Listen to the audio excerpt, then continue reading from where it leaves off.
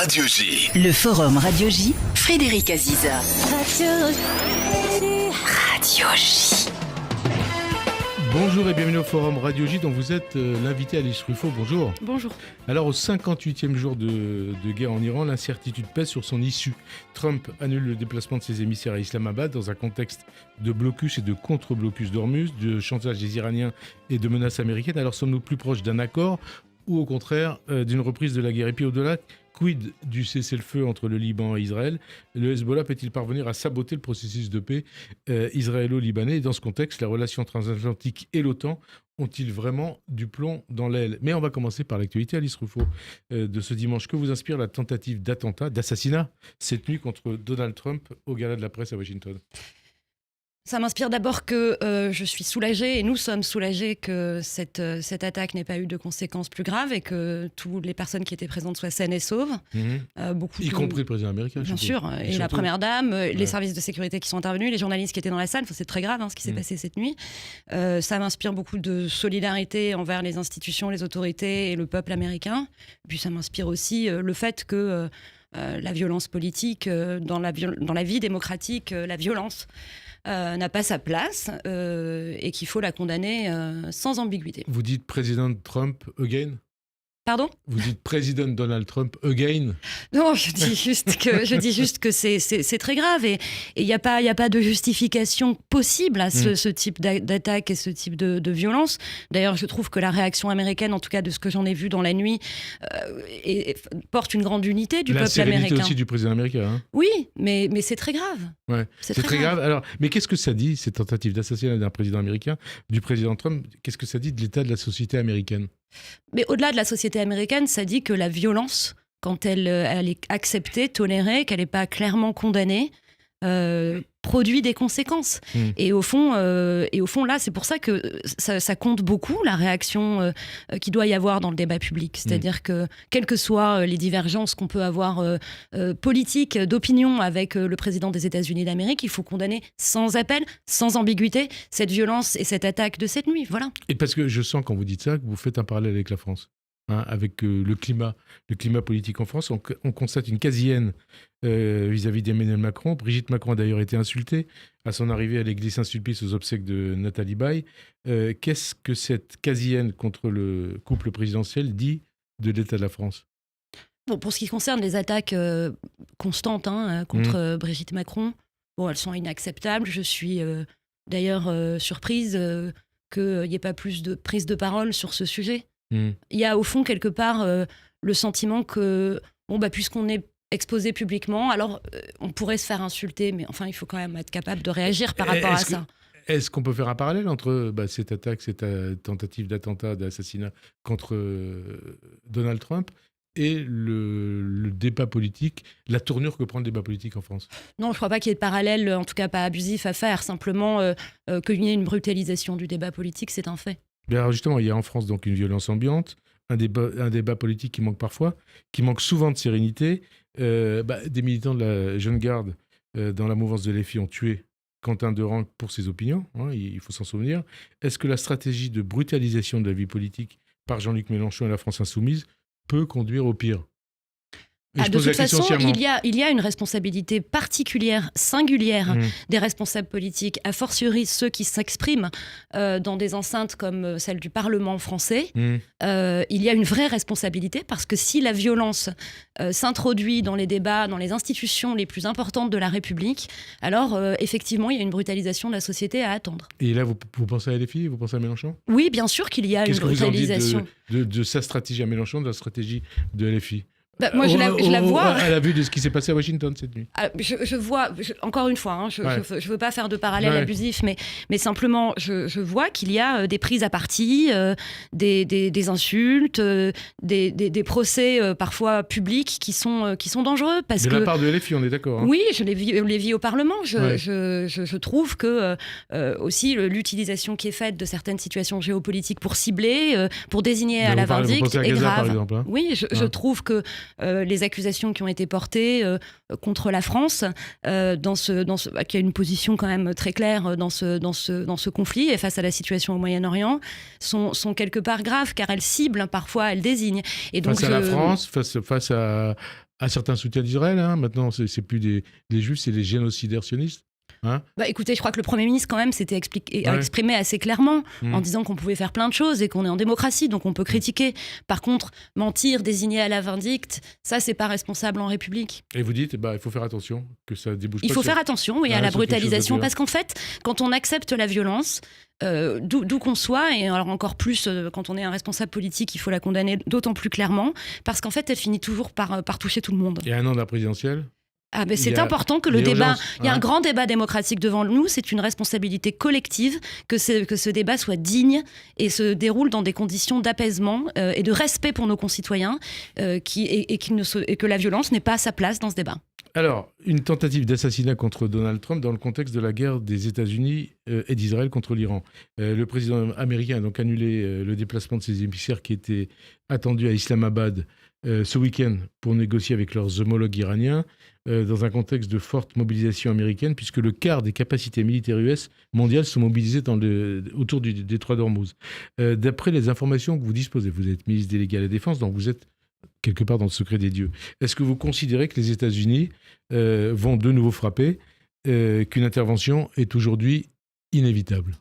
Alors, je ne suis pas dans le secret de la stratégie américaine. Non, mais vous êtes en tout cas des informations de l'État, de la France. Je pense que le cessez-le-feu et la trêve, au fond, est fragile. Elle l'est au Liban, on l'a encore vu dans les dernières heures. Elle l'est entre l'Iran et les États-Unis. Bon, nous, on a beaucoup dit qu'il y avait un sujet sur la lisibilité et sur le dialogue qu'on devait avoir avec les États-Unis sur leur stratégie, précisément. Aussi bien en Iran, au Liban et en ce qui concerne l'OTAN. Et la relation transatlantique. Oui, il y a un sujet de lisibilité, de clarification et de dialogue à avoir. Je pense que le cessez-le-feu doit être maintenu parce qu'au fond... Mais ce n'était pas la question, c'était je veux être maintenu. Est-ce qu'il est fragile ? Oui, il est fragile. Est-ce qu'une intervention américaine vous paraît aujourd'hui inévitable ? Non, je ne crois pas qu'elle soit inévitable. Je pense qu'il y a une voie pour la diplomatie, mais je pense qu'en tout cas, elle doit être poursuivie. Mais oui, il y a un risque que ce conflit, de toute façon, qu'on subit depuis le début, d'emblée, on savait qu'il serait long. Voilà, il est long. Et avec des phases de tension... Il peut durer longtemps. La phase de tension peut durer longtemps. La déstabilisation est profonde. Au-delà de l'été. Je ne crois pas que l'Iran soit dans une disposition d'accepter des négociations facilement. Et des concessions. Et des concessions. Donc, au fond, ça va durer. Et cette phase de tension va durer. Voilà, la phase de tension, je m'excuse de vous interrompre, ça veut dire de nouveaux bombardements américains. C'est pas exclu par les autorités américaines, même si le président Trump a dit hier qu'il ne fermait pas la porte de la diplomatie, même si ses pourparlers au Pakistan ont été reportés. Quelle alternative à l'intervention israélo-américaine en Iran ? Et puis, est-ce que pour vous, cette intervention américaine, c'est la stratégie du pire, Alice Ruffo ? L'alternative à l'intervention militaire, c'est ce qu'on a fait, nous, les Européens, pendant très longtemps sur le programme nucléaire iranien. Oui, mais est-ce qu'on pouvait négocier vraiment avec les Iraniens ? On a négocié avec les Iraniens et on a mis le programme. Est-ce qu'on peut faire confiance aux Iraniens, au régime des Mollahs ? On ne peut pas faire confiance. La preuve, d'ailleurs, depuis la signature de l'accord, le JCPOA qui a tenu, et sa dénonciation par les États-Unis en 2018. Oui, il y a eu des programmes clandestins, des programmes cachés. Non, mais bien sûr, mais en fait, il n'y a pas... l'imam caché. La diplomatie n'est pas synonyme de naïveté. Ouais. Est-ce que vous comprenez la volonté d'Israël d'en finir avec la menace iranienne et la volonté maintes fois annoncée par le régime des Mollahs de Téhéran depuis 1979 de détruire l'État juif ? Je comprends et respecte la volonté d'Israël de se défendre. Et donc, c'est légitime cette intervention israélienne ? Non, je ne veux pas donner... C'est une intervention sur laquelle nous n'avons pas été consultés et c'est une intervention dont les buts n'ont pas toujours été précisés. Est-ce que le but, par exemple, de faire tomber le régime de Mollah, c'est légitime ? Mais je constate qu'on en parle moins aujourd'hui et je ne crois pas qu'on puisse faire tomber un régime par une intervention militaire armée dont, de plus, les objectifs ne sont pas clairs. Alors, au blocus iranien a répondu un contre-blocus américain et des menaces et des attaques par les gardiens de la révolution de navires dans le détroit d'Ormuz. L'Iran veut laisser franchir le détroit aux bateaux qui payent une taxe. Est-ce acceptable aux yeux de la France ? Est-ce que l'on peut accepter qu'un État se comporte quelque part comme des pirates ? Non, on ne peut pas accepter la privatisation du détroit d'Ormuz, y compris par l'utilisation de la menace des mines qui désigne au fond certaines routes. Et d'après vos informations, est-ce qu'il y a vraiment des mines dans le détroit d'Ormuz ? Et combien ? C'est possible. De toute façon, vous savez, les mines, dans l'histoire militaire, on le sait, c'est une arme psychologique extrêmement forte. Même s'il n'y en a pas, si on nous dit... Bien sûr, c'est le même effet. C'est-à-dire, on désigne la route qui doit être empruntée. Bon, on est quand même dans une situation où il faut pouvoir dire que la privatisation ou le droit de péage n'existe pas en droit de la mer. En fait, ça marche, le droit international, ça donne des repères, pas plus qu'un blocus. Et alors, c'est le président iranien qui a dit ça hier. L'Iran n'acceptera aucune négociation sous la menace ou sous blocus. Est-ce que c'est pas le signe d'ailleurs que le contre-blocus américain a tout son sens, commence à avoir des effets et éventuellement est justifié ? Non, quand le président iranien dit ça, ça veut dire non, mais je peux pas. Je pense que le régime quand même iranien a subi des attaques extrêmement fortes et a été affaibli par l'intervention d'Israël et des États-Unis. Simplement, je constate que là, la voie de la diplomatie semble fermée, ce qui est dangereux. Mais non, moi, je parle de la déclaration du président iranien. Oui. Est-ce que ça veut pas dire que le blocus américain, le contre-blocus, commence à avoir des effets ? Je ne crois pas qu'un blocus du détroit d'Ormuz puisse être justifié. Quel que soit le pays qui provoque ce blocus ou qui est à l'origine de ce blocus. Non, mais en fait, je maintiens qu'on a l'impression que c'est naïf de parler de droit international, mais en fait, c'est quand même ce qui permet de garantir la paix. Alors, est-ce qu'un accord entre l'Iran et les États-Unis, puisqu'on se dit il y aura peut-être des négociations, peut intervenir sans résolution du dossier des 440 kg d'uranium enrichi à 60%, et puis il y a aussi 1 tonne d'uranium enrichi à 20%. Non, c'est pas possible. Il faut un accord au rabais serait dangereux. C'est quoi, ça serait quoi un accord au rabais, sans parler de mais évidemment qu'il faut. Enfin, nous, ça a toujours été notre priorité. Au demeurant, je parle comme ministre délégué aux armées, donc forcément, les questions de prolifération nucléaire sont au cœur de notre engagement. C'est d'ailleurs pour ça que la négociation avait été lancée par les Européens au début des années 2000 pour mettre le programme iranien sous contrôle. Ouais. Je constate que la guerre des 12 jours n'a apparemment pas permis d'annuler la menace du nucléaire iranien. Et j'en veux pour preuve que les responsables américains le disent désormais eux-mêmes. Donc oui, absolument, il faut mettre sous contrôle le programme nucléaire iranien. C'est impératif. Est-ce que la France pourrait proposer d'accueillir, de garder sous son contrôle en France ces 440 kg d'uranium enrichi à 60%. Pour l'instant, il n'y a pas le début d'un cadre qui soit clair sur la mise sous contrôle de ce stock et sur les contrôles qui peuvent être faits. Évidemment que la France prendra sa part si une solution solide pouvait être trouvée sur le stock d'uranium enrichi, comme sur le programme nucléaire iranien, comme elle l'a toujours fait. Mais pour l'instant, ce cadre n'est pas défini. L'Iran, on parle de l'Iran. On a l'impression que les 30 000, 40 000, voire 50 000, 80 000 manifestants iraniens tués, assassinés, entre le 8 et le 10 janvier ont été oubliés. On parlait de la chute du régime des Mollahs. Est-ce qu'elle est, selon vous, inévitable ? Est-ce qu'elle est souhaitable ? Et surtout, dites-vous que ça serait un bienfait pour l'ensemble de la planète. La chute du régime des Mollahs. Moi, j'ai pas oublié ce qui s'est passé en janvier. Parce qu'on a l'impression que c'est oublié. C'est une faute. C'est une faute et y compris au niveau de la diplomatie française. France, non. La France rappelle dans toutes ses interventions que le régime a massacré sa population. Et je le dis, le redis. Et non, il ne faut pas les oublier. Vous savez, que le régime iranien soit affaibli ou pas, tous les débats qu'il y a eu là-dessus, en fait, la vérité, c'est que c'est difficile à savoir. Et la preuve aussi, c'est que c'est si difficile à savoir qu'au fond, on a le sentiment que les plus durs l'emportent aujourd'hui. C'est l'impression qu'on a vu de Paris ? C'est très difficile de décrypter. Je vais être honnête, il faut un peu de modestie face à ça. Moi, j'entends, j'écoute, j'ai aussi des proches, des amis qui sont de la diaspora iranienne.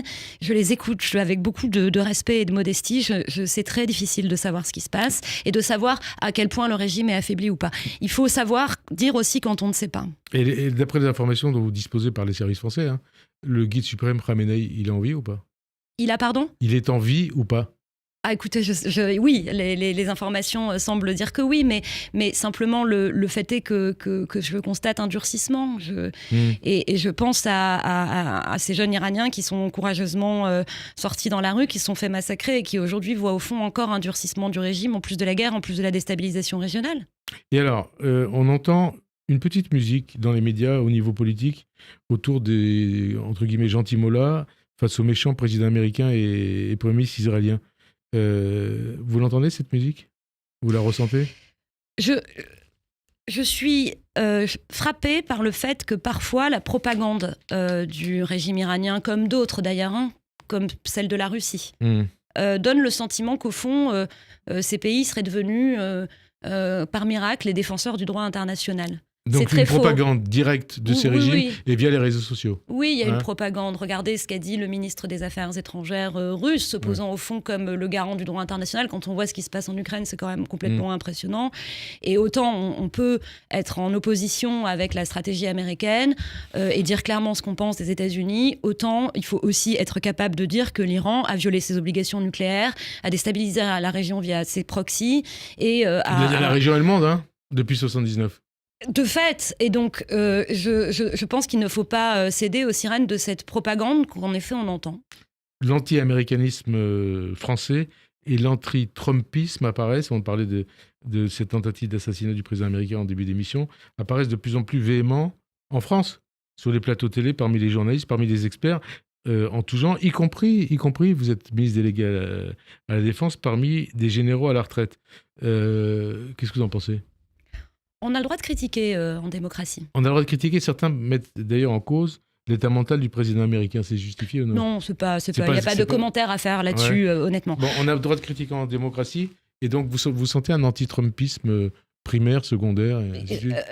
Les États-Unis nous parlent pas très bien. Ouais. Voilà, on peut aussi regarder. Il y a un certain nombre de déclarations, y compris celle de Rubio hier. Vous parliez tout à l'heure de l'agressivité à l'égard de l'égard du président. On a eu beaucoup y compris du président américain. D'insultes qui sont pas, qui méritent même pas de l'attention, mais enfin quand même, qui sont par moments un peu déplacées. Donc, et puis il y a des quasi. Regardez par exemple quand on nous dit le détroit d'Ormuz qu'il s'en occupe. Mais enfin, je veux dire, on n'a pas choisi la guerre, on n'a pas été consulté et ensuite on nous menace. Enfin, c'est pas des façons de parler à ses alliés. Donc, je comprends qu'il puisse y avoir et puis, mais les Français paient sur le prix à la pompe les conséquences de la guerre qui a été enclenchée. Vous dites l'augmentation du prix de l'essence elle est complètement liée à la guerre menée par les belligérants. On n'est pas belligérants, donc on subit. Et donc, je comprends que ça soit pénible. Donc, voilà, encore une fois, on a le droit de critiquer, pas d'insulter, de dénigrer ou d'être violent. Et est-ce que vous croyez vraiment que c'est Benjamin Netanyahou qui a imposé la guerre à l'Iran et à Trump ? Je sais que le Premier ministre israélien, de longue date, a plaidé pour la crédibilisation pendant des années de la menace militaire américaine et vraisemblablement a plaidé pour une intervention militaire, oui. Parce qu'il y a longtemps que vous êtes sur ces dossiers. Oui. Déjà du temps de François Hollande. Oui. Et vous entendiez la même musique du côté israélien ? À l'époque où je travaillais, où j'étais effectivement conseillère de François Hollande, c'était l'époque où le JCPOA, donc l'accord sur le nucléaire iranien, était négocié.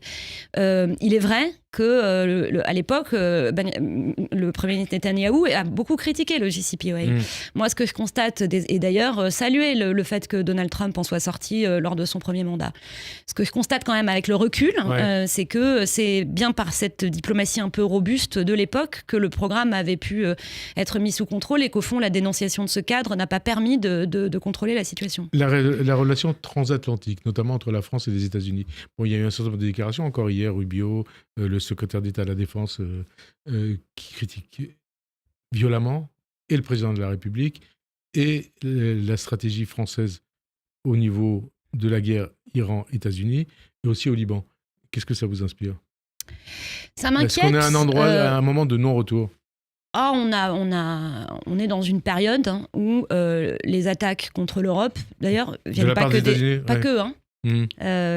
On est quand même tout à fait ciblé par la Russie, d'une certaine manière par la Chine, de façon différente, par l'Iran évidemment, par d'autres pays, par les États-Unis aujourd'hui. Alors venons-en aux États-Unis. Alors les dernières déclarations de l'administration américaine, président jusqu'à ses ministres. Alors lesquels ? Il y a tout ce qu'on a vu ces derniers jours, y compris ces accusations contre la France, du fait que la France ne s'occupe pas du détroit d'Ormuz et l'Europe. Mais c'est pas vrai. C'est juste pas vrai. Au fond, les États-Unis, d'après ce que je comprends, voudraient que nous participions à une opération militaire sur laquelle ils ne nous ont pas consultés et sur laquelle nous n'avons pas eu de dialogue sérieux avec eux. Donc non, évidemment, c'est pas possible. Maintenant, oui, alors vous faites référence aux déclarations de Pete Hegseth, mais c'est complètement faux. Donc le secrétaire d'État c'est à faux la guerre, que nous ne faisons pas à la défense, à la guerre. Ça dit beaucoup. Le fait est que nous, ce n'est pas vrai. Nous sommes en train de préparer un cadre diplomatique qui permettra de rétablir la libre circulation dans le détroit d'Ormuz. Ce cadre, nous le préparons avec des moyens crédibles. J'ai vu que l'Allemagne, d'ailleurs, il y a quelques heures, a dit sa disponibilité à travailler, comme l'ont fait 49 pays vendredi dernier. Si ça, c'est ridicule, je suis désolée. Vendredi dernier à Paris, hein. Oui. Voilà, non, c'est pas ridicule de travailler au respect du droit international. Et vous dites que ce conflit va durer longtemps. Je le crains. Ça veut dire que la fermeture du détroit d'Ormuz va durer très longtemps, avec des conséquences très très longues sur le prix de l'essence à la pompe et sur l'économie internationale et mondiale. C'est pour ça que nous, on agit vite. Ouais. On agit vite pour plaider pour un cadre diplomatique qui permette, que les belligérants fassent baisser le niveau de tension, que ça baisse, qu'on puisse ensuite construire ce cadre de respect de la liberté de circulation et qu'on puisse sécuriser cette reprise de la liberté de circulation. Ça ne se fera pas en 24 heures. En combien de temps ? Je sais pas, ça prend plusieurs semaines, peut-être plusieurs mois. Vous êtes optimiste alors, Non, mais au moins, ce que je veux dire, c'est qu'il n'y a pas de solution simple. Voilà, et que parfois, dans une communication qui dit « je vais trouver un accord tout de suite, je vais faire ça », ça trompe la lecture. Et on doit la vérité à ceux qui nous écoutent. Et l'OTAN dans tout ça ? C'est terminé ou pas ? Non, c'est pas terminé, c'est une alliance. Non. Est-ce que vous croyez que les États-Unis vont quitter l'OTAN ? Non, je crois que c'est pas dans l'intérêt des États-Unis de quitter l'OTAN. En tout cas, ce qui est sûr, c'est que là, maintenant, les Européens, qui ont parfois pas voulu l'entendre, doivent prendre leurs responsabilités au sein de cette alliance militaire qui est aussi la nôtre. C'est pas qu'une relation entre les Européens et les États-Unis, l'OTAN, c'est aussi une relation entre les Européens eux-mêmes. Sans les États-Unis, qu'est-ce qui se passe à l'OTAN ? Sans les États-Unis, c'est pas une hypothèse dans laquelle je me place. Est-ce que ça renforce pas la défense européenne ? Je crois pas. Je crois que, au fond, pour nos partenaires, la France a une position un peu singulière en Europe. Elle est très souveraine, très indépendante dans sa politique de défense et dans sa politique étrangère. Nos partenaires, traditionnellement, historiquement, dépendent beaucoup des États-Unis pour leur défense. Il y a eu un réveil ces dernières années très important sous l'impulsion du président de la République. Il faut que ce réveil se traduise de manière accélérée dans les actes pour ne plus dépendre des autres. Alors, on en revient au Moyen-Orient. Le fait que 2 soldats français aient été tués dans une embuscade du Hezbollah au sud-Liban, est-ce que ça prouve pas que la guerre en Iran, c'est notre guerre dans la mesure où le Hezbollah est un proxy de l'Iran ? Est-ce que c'est notre guerre ? Non, c'est pas notre guerre, on l'a déjà dit, c'est une guerre qu'on n'a pas choisie. Après, je veux rendre hommage à ces soldats et condamner très clairement les actions du Hezbollah. Les actions du Hezbollah, vous dites actions terroristes ou pas ? La branche armée du Hezbollah a été qualifiée de terroriste, oui. La branche armée, mais il y a une branche politique qui n'est pas terroriste. Alors vous faites référence à un débat qui existe et dans lequel, oui, la France a une position qui est singulière au Liban. Pourquoi ? Parce que elle connaît bien ce pays, elle est sensible à ses équilibres. Mais là on parle du Hezbollah, hein ? Oui. Est-ce que c'est pas tout le monde sait que c'est la foutaise. Le Hezbollah est un tout. La branche politique, elle a été créée quelque part pour endormir les Occidentaux. Comment on peut tomber dans ce panneau en disant qu'il y a une branche armée et une branche politique, une branche armée terroriste et une branche politique qui ne l'est pas ? C'est pas tomber dans un panneau. En fait, le Hezbollah est représenté dans les institutions libanaises et nous dialoguons avec les institutions libanaises. Est-ce que ça veut dire qu'on est naïf par rapport à cet agenda ? Est-ce que on veut dire qu'on est naïf par rapport à l'influence très négative de l'Iran pour le Liban ? Est-ce que ça veut dire qu'on est naïf sur le fait que c'est le Hezbollah qui a entraîné le Liban dans la guerre ? Non. Et vous vous souvenez, en 2000 précisément le 26 février, Lionel Jospin avait affirmé que le Hezbollah était une organisation terroriste. Le Hezbollah, dans toute sa globalité. Il avait tort ou pas ? Mais pardon, mais en fait, la branche armée l'est. Je peux pas dire autre chose que ça. Le fait est que, nous n'avons pas, ne faisons pas de la France ce qu'elle n'est pas. Ne la caricaturons pas. Si c'était facile de régler le sujet du Sud-Liban, ça se saurait. Non, mais ça c'est sûr. Mais donc ayons un peu confiance, pardon, je me permets. Ouais. Je comprends là où ce que vous voulez me faire dire et je ne le dirai pas et vous le savez. Mais non, je veux rien vous faire dire. Non, mais pardon, ce n'est pas simple. La situation n'est pas simple. Et dans une situation pas simple, je suis d'accord avec vous sur le fait qu'il faut de la clarté. C'est d'ailleurs pour ça qu'on n'a pas trop tergiversé à parler d'attaque du Hezbollah contre nos soldats. Voilà. Mais alors, je vais poser la question. La question que j'ai posée la semaine dernière à Jean-Noël Barrot. Voilà ce que je lui avais dit. Et je vous pose la même question. Est-ce qu'en 1940, vous auriez parlé de la branche politique de l'Allemagne nazie, le parti nazi, et de sa branche militaire constituée DSA et DSS? Est-ce que vous auriez fait la même différenciation en ce qui concerne les nazis que le Hezbollah aujourd'hui? Est-ce que c'est comparable? Vous savez, honnêtement... on n'arrive pas à comprendre. Branche armée, branche politique, c'est pareil. C'est pareil. Le ministre des Affaires étrangères vous a répondu ce qu'était la position de la France. Et il a eu raison de le faire. Non, mais ce que beaucoup ne comprennent pas, c'est comment on peut faire cette différenciation. Vous savez, on vit dans son histoire à soi, dans son époque à soi. On est responsable des décisions qu'on prend et des postures qu'on prend. Ce serait vraiment extrêmement prétentieux de ma part de me comparer à ceux qui ont su résister ou qui ont su faire autrement. Ce que je sais aujourd'hui, et je l'assume vraiment, c'est que le soutien de la France au Liban, sa place autour de la table, d'ailleurs qu'elle soit physique ou pas, c'est-à-dire que son rôle en tout cas pour le Liban, le fait qu'on doive honorer ceux qui dans la finule sont tombés. Ouais. Et que les honorer, c'est de continuer cette mission historique de la France. Ça, j'en suis sûre. Mais en disant la branche armée du Hezbollah n'est pas une organisation terroriste. Je dis le contraire. Je dis que la branche armée du Hezbollah est une organisation terroriste. Je dis simplement que le Hezbollah est représenté dans les institutions libanaises. Ouais. Et pourquoi prendre tant de précautions ? Je suis désolé de vous poser des questions là-dessus, mais c'est important. Avec le Hezbollah, responsable pourtant de la mort de nombreux Français, dont les 58 parachutistes du Drakkar en 1983. Est-ce que la France n'est pas trop tendre avec le Hezbollah ?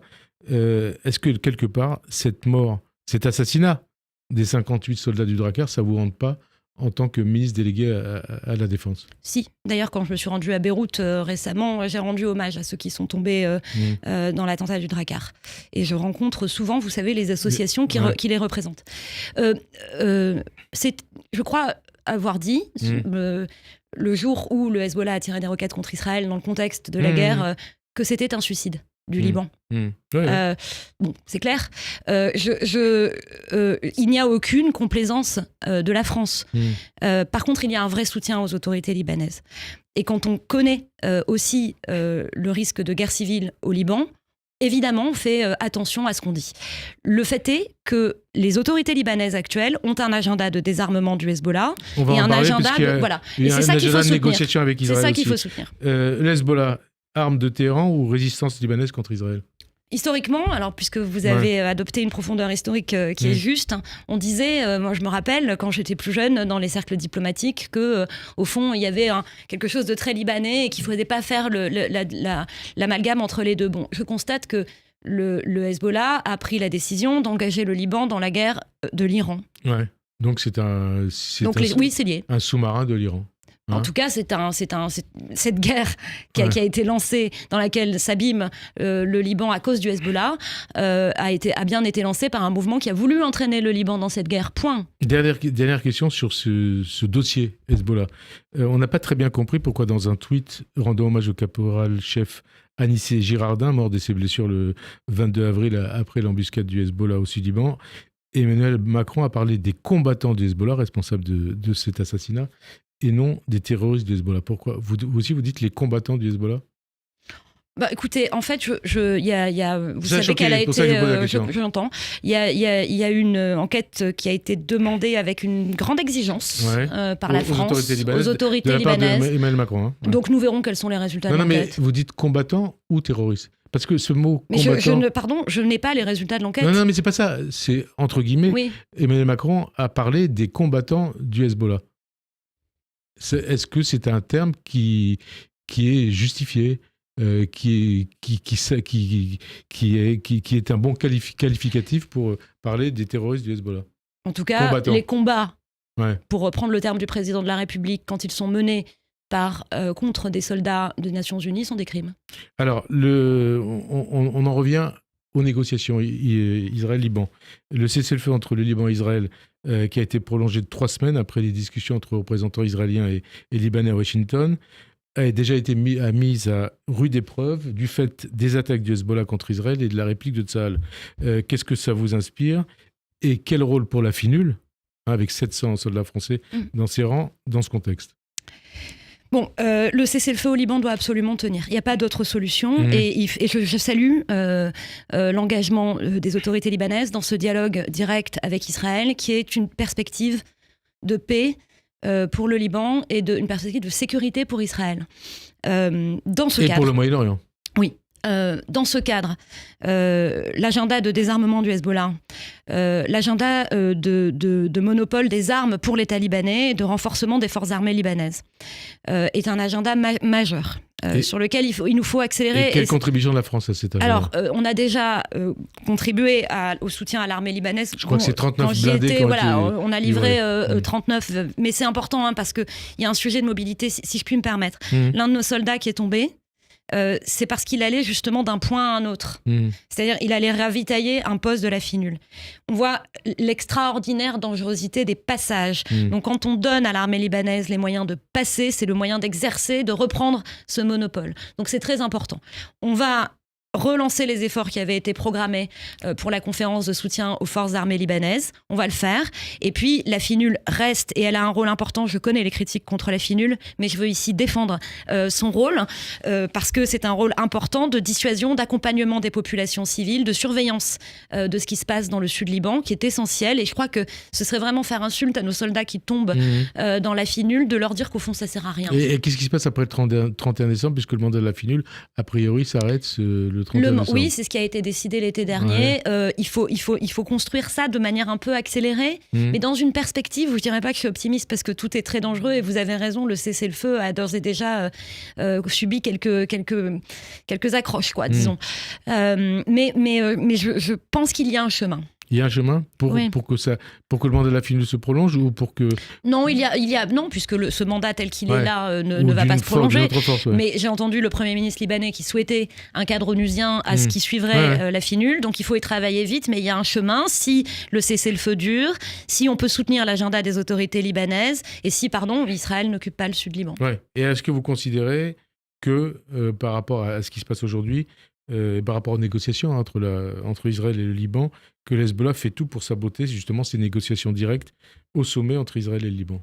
Ah oui, il faut condamner les attaques. Est-ce que vous considérez que le Hezbollah c'est possible. C'est possible, en tout cas, c'est pas l'intérêt. Mais en tout cas, nous, notre interlocuteur dans ces négociations, c'est le président Aoun et le Premier ministre du Liban. Qui était à Paris mardi. Voilà. Ouais. Et alors, un sommet entre le président Aoun et le Premier ministre israélien Netanyahou était lancé pour la mi-mai à Washington, a priori. Si l'actualité le permet, et l'évolution de la situation au Moyen-Orient. Est-ce que vous applaudissez ce qui ressemble quelque part à une normalisation entre le Liban et Israël? Oui, on soutient pleinement ces discussions directes. Et pourtant, la France a été écartée de ces négociations entre Israël et le Liban à Washington. Est-ce que quelque part, ce n'est pas une humiliation pour la France qui a toujours mis en avant ses relations privilégiées avec le Liban? Non, parce qu'au fond, d'ailleurs, les autorités libanaises l'ont dit. Au fond, vous savez, sans la France, il n'y aurait pas eu de cessez-le-feu en 2024. Et pour cet agenda, qui est un agenda important et qu'on soutient, de paix, la France aura son rôle à jouer. Alors, on va parler aussi des relations France-Israël, et avec peut-être quelque part un point d'histoire. En tant que ministre délégué aux armées, vous savez ce qui s'est passé ces 70, 80 dernières années. La France a été le pays qui a permis à l'armée israélienne, notamment son armée de l'air, de se constituer au moment de la création de l'État. C'était aussi la France qui a permis à Israël de se doter de ses capacités nucléaires. Vous le confirmez? Les autorités israéliennes ne le confirment pas. Et la France? Non plus. En tout cas, est-ce qu'aujourd'hui, il faut parler de continuité dans ces bonnes relations entre la France et Israël, ou au contraire de divorce entre la France et Israël? Non, les relations entre la France et Israël sont difficiles. Je pense que ça serait vraiment mentir de ne pas le constater. C'est peut-être regrettable. Relations difficiles ou rupture? Ah non, c'est pas une rupture, mais enfin quand même, il y a un dialogue. Mais il est difficile. Voilà. Après, cette histoire, elle est importante. Et ce qu'elle dit, au fond, c'est l'attachement de la France à la défense d'Israël et à son droit à se défendre. Voilà, qui n'exclut pas du tout la condamnation d'une politique et les violations, les exactions qui ont été commises et les violations du droit international. Ça s'appelle de l'exigence dans le dialogue avec un partenaire. Ça veut dire quelque part, vous êtes plus proche de l'opposition à Netanyahou que de Netanyahou. Non, on ne fait pas de politique intérieure israélienne, Ouais. mais par contre, il est absolument évident. Parce que vous voyez qu'on qu'en Israël, on a- c'est une démocratie où C'est une grande le débat démocratie. existe. Hein. C'est une grande démocratie. Et je pense qu'il faut faire confiance à la démocratie. Et certains se disent, est-ce que le gouvernement, est-ce que c'est le gouvernement qui est Israël, ou est-ce que c'est la France, la société civile française, qui a une détestation pour l'État d'Israël? Non, je ne crois pas. Ce qui s'est passé ces dernières années a choqué Vous parlez de Gaza. Gaza, la Cisjordanie, les frappes indiscriminées au Liban sur des structures hospitalières, des journalistes. Ça choque, c'est normal. Il n'y a pas de haine entre les... Ce qui n'est pas normal, c'est la manière dont la critique, qui peut être tout à fait légitime, de la politique du gouvernement israélien actuel, a été au fond utilisée pour cibler nos compatriotes juifs. Ça, c'est Et inacceptable. là, vous pensez à quoi et à qui? À la poussée de l'antisémitisme. Ouais. Mais de la part de qui? Vous pensez... Je suppose que vous Oui, pensez à en fait, LFI, hein. je suis désolée, mais quand j'entends que, par exemple, au Parlement, la France est accusée de vendre des armes à Israël qu'elle ne vend pas, et qu'on emploie le mot génocide concernant la France, c'est inadmissible. De contribution au génocide. C'est inadmissible d'accuser est-ce- la France de ça. Est-ce que vous parlez de génocide de la part d'Israël à Gaza? Non, Non. mais il y a eu des crimes massifs. Ouais. Vous ne parlez pas de génocide? Non, Hein? mais il y a eu des crimes massifs. Ce que je trouve extrêmement grave, que ce mot soit employé à l'égard de notre pays, qui a reconnu l'État palestinien, qui a toujours ce mot de défendu... génocide, de complicité de génocide. Je trouve ça inacceptable. Mais, Voilà. et je vous parlais, moi, C'est mentir. d'accusation de génocide visant Israël. Oui, enfin, c'est pas la qualification. Vous savez, il faut bien nommer les choses, sinon le monde déraille. Ouais. Simplement, ce qui s'est passé à Gaza a été condamné par la Cour pénale internationale. Par la France, nous avons reconnu l'État palestinien et en même temps que nous affirmons sans discontinuer le droit d'Israël à se défendre, nous condamnons les exactions qui sont menées par le gouvernement israélien, singulièrement la colonisation, ce qui s'est passé à Gaza et ce qui parfois continue de se passer et les exactions qui peuvent être commises sur d'autres théâtres. Israël reproche à la France d'avoir refusé le survol de son espace aérien pour des livraisons d'armes US vers Israël. Si c'était à refaire, est-ce que la France referait la même chose?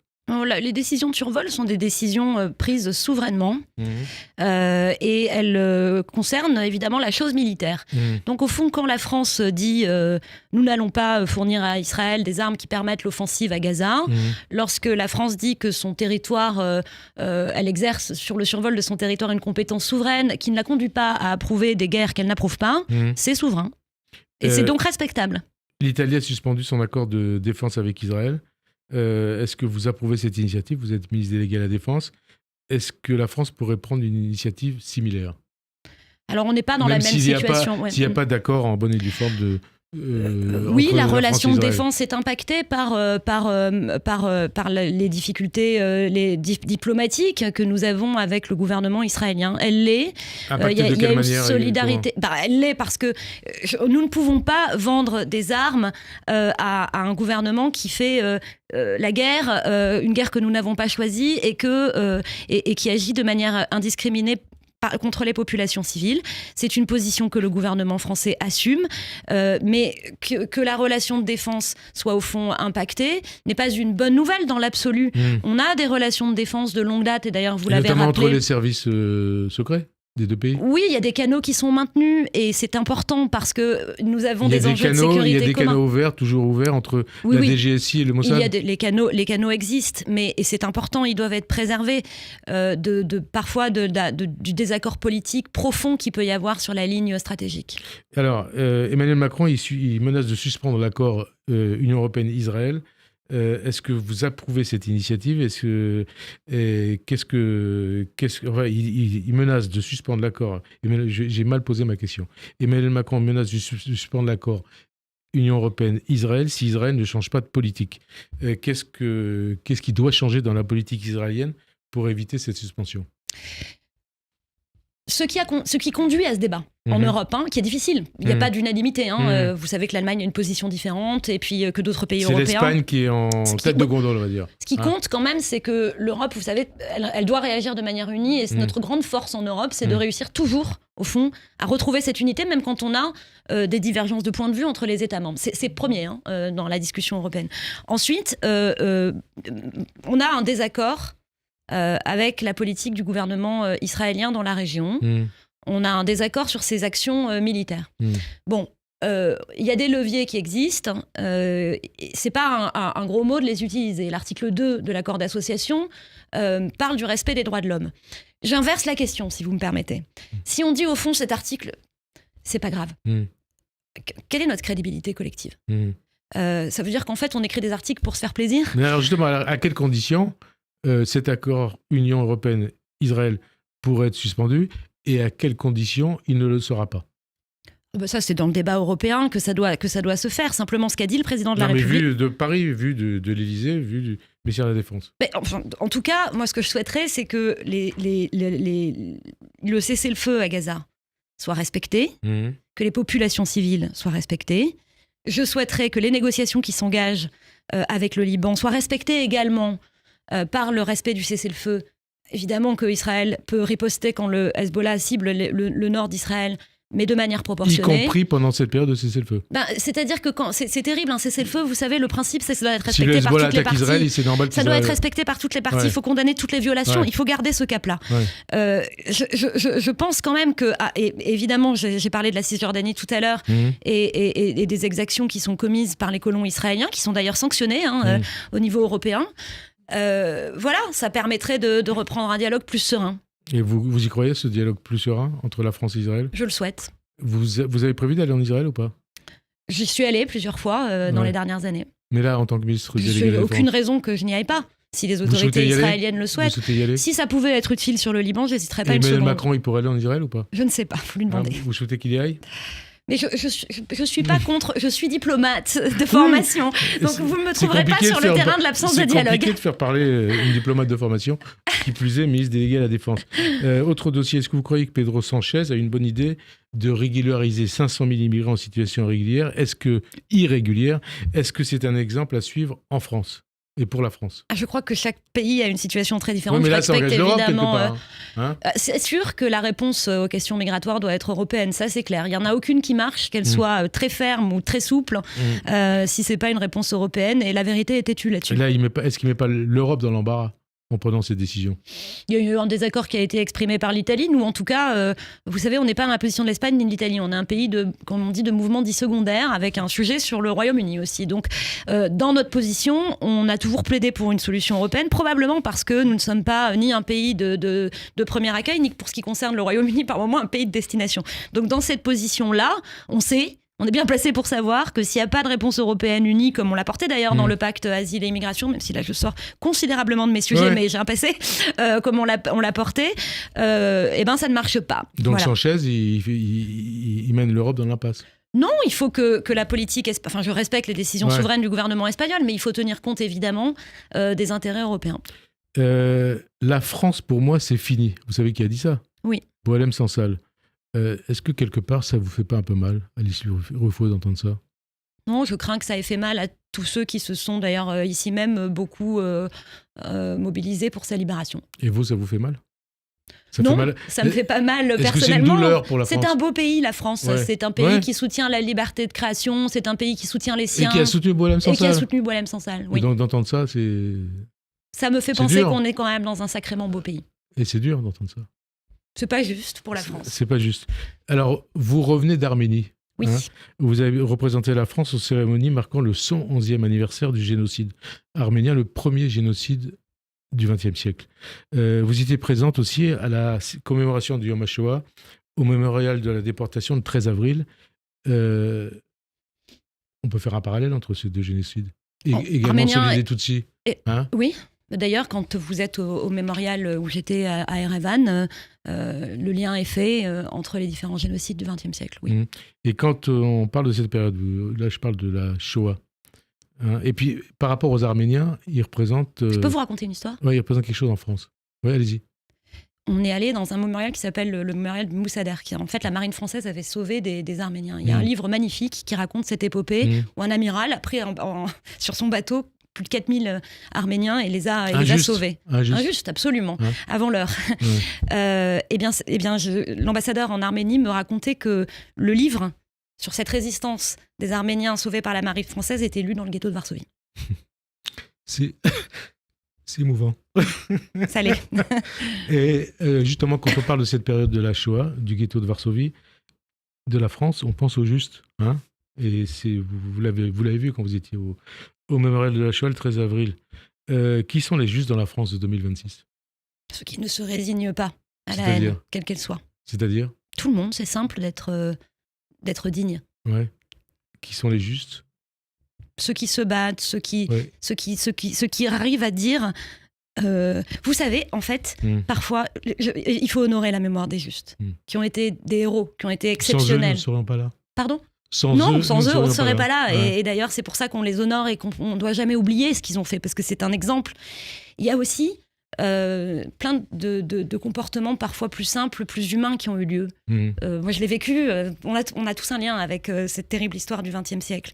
Je me souviens de gens proches de moi qui ont sauvé des juifs pendant la guerre, et quand je leur ai demandé pourquoi ils l'avaient fait, ils m'ont dit parce que c'était nos voisins. Ouais. Il faut se souvenir de cette humanité simple-là, parce que c'est elle qui va nous sauver. Et on s'en souvient quand dans sa propre famille, on a des membres de sa famille qui ont été sauvés par des justes. Ça marque une vie. Je vous disais qui sont les justes dans la France d'aujourd'hui, qui sont les collabos de l'antisémitisme et de l'islamisme. Tous ceux qui relativisent. Et qui ? C'est qui ? J'entends de la relativisation, moi. Non, il n'est pas... Écoutez... Vous qui venez de la gauche, hein ? Je ne sais pas si vous êtes toujours de gauche, vous venez de la gauche. Quand vous entendez les discours de Mélenchon et des élus LFI, ça vous fait penser à quoi ?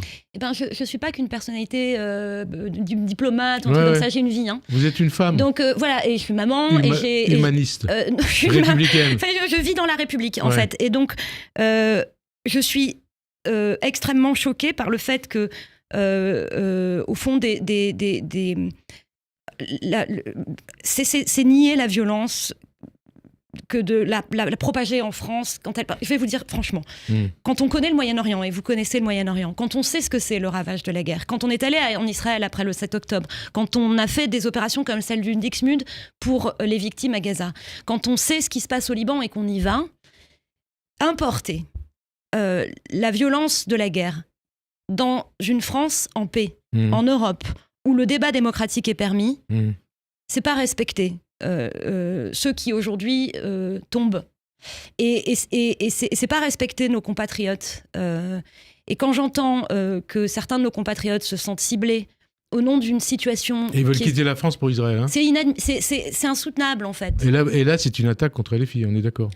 Oui, c'est insoutenable de cibler... Enfin, au nom du fait qu'on est en désaccord avec la politique du gouvernement israélien, ce qui est tout à fait légitime, cibler nos compatriotes de confession juive comme s'ils étaient au fond une communauté à part dans la République, c'est s'en prendre à la France. Et comme si quelque part, c'est quelque part dire les musulmans sont antisémites. Absolument. Hein ? C'est ça qui est terrifiant. Absolument. Merci en tout cas Alice Ruffo d'avoir répondu à notre invitation. Bonne fin d'après-midi sur Radio J, à dimanche prochain. Merci beaucoup. Merci.